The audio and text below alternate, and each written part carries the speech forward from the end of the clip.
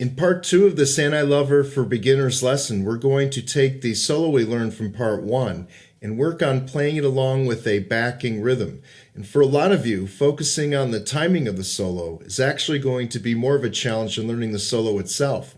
We're going to focus on the timing, learning one section at a time with the step-by-step approach. If you're a beginner and you haven't yet learned the solo, it's a good idea to review the part 1 video first before continuing on. If you have been playing a while, we can do a quick recap of the solo before we focus on the timing. Here's a tab showing the basic version of the guitar solo that we covered in part 1. The solo consists of 6 total sections, and section 1 is a 6-note phrase. And once you memorize those first 6 notes of section 1, then section 2 is easy because it simply plays or repeats the first 5 notes of section 1. Section 3 is also easy because it repeats the 6 notes of section 1. And when you can put those 3 sections together, you're halfway through the melody. Then after that, you memorize 14 more notes, and then you have the complete basic solo memorized. And with that recap, we're ready now to focus on the timing. In this arrangement, section 1 begins on the 5th measure, and as the soloist, you're going to be counting the measures by following the bass notes. And here's what I mean. I'm going to be playing the rhythm guitar here, and the bass note, that's how it's going to sound. There's another bass note right there. And I'll count the measures. 1, 2, 3, 4, 5. And on that bass note, that's what you're going to use as a lead to start playing the solo. Once you get to that 5th measure, the key is to follow the bass note after you hear it. And you do this by starting to play the melody, which is the 3rd string open, about 1/4 of a second after the bass note of the rhythm chords is sounded. That's why Anti-Lover has a sort of mellow tone to it, because of the delayed response of the solo to the rhythm. If you rush it a little too much, in other words, if you play that first note either the same time as the bass or even worse before the bass, then the melody is going to sound hurried or rushed. Once you get started, the next key factor with the timing will be the last note you play in section 1. And with that last note, you want to let it ring or sustain a little while before starting section 2. A lot of beginners, when they first do this, they tend to not have that note sustained because they're worried about getting to section 2 on time.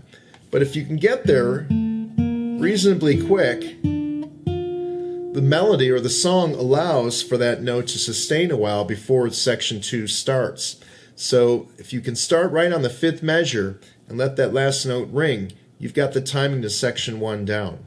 Section 2 is going to follow the same 2-chord progression as section 1. So the timing with the bass note, where you follow the bass note, is still going to apply. You're not going to wait 5 measures this time, though.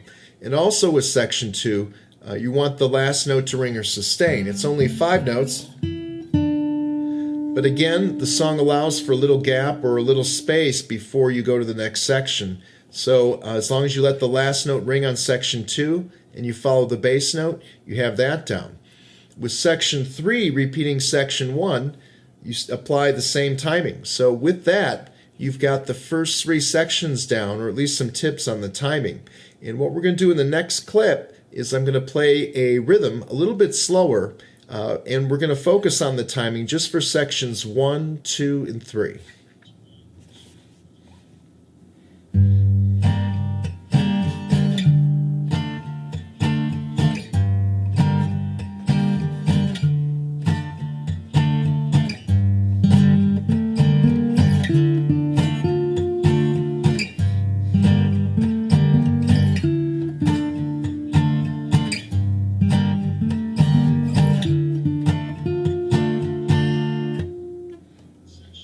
In section 4, we play a different series of notes, and we also follow a different chord sequence. That chord sequence is going to begin with a B flat chord. And we still follow the bass note though, so you wait until you hear that bass note sounded, again about a quarter of a second before you start playing the beginning of section 4, which is on that 3rd string 10th fret. Section 5 is just a 4-note phrase, and we're going to use section 5 to end verse 1 in this arrangement. We're going to save the official ending, section 6, for verse 2. On section 5, the 4 notes, you don't have to worry about the first note following a bass note of the rhythm chords, but as a finer point, one of the notes you do want to land is going to be the 3rd note played. That 4th string open is going to land on the bass note of the F chord played by the rhythm guitarist. The progression ends with 2 F chords. So, if you land that on the first F bass note, then you just have the 1 note left. That's going to give you plenty of time just to let that last note sustain, to give the song a little space. So that F chord, the 2nd F chord, is just going to be pretty much played on its own before everything repeats again. The timing on verse 2 is the same as verse 1. The only difference will be when we get to the end. So after we play section 5, now we go to the section 6 ending for verse 2. And there's no real bass note to follow, you just simply go there. But the key is to sync up with the rhythm guitar in the background. That last chord strummed is a G minor chord. The last note sounded is a G note, and it sounds really good if you land them together to produce a harmonized ending. So the key is nothing to worry about too much on the bass notes with the section 6. The key is just landing on that note when that last chord is strummed. The next step is to see if you can put it all together and play the complete solo with proper timing. And you can do that by going back to the beginning of the video and following the lesson preview.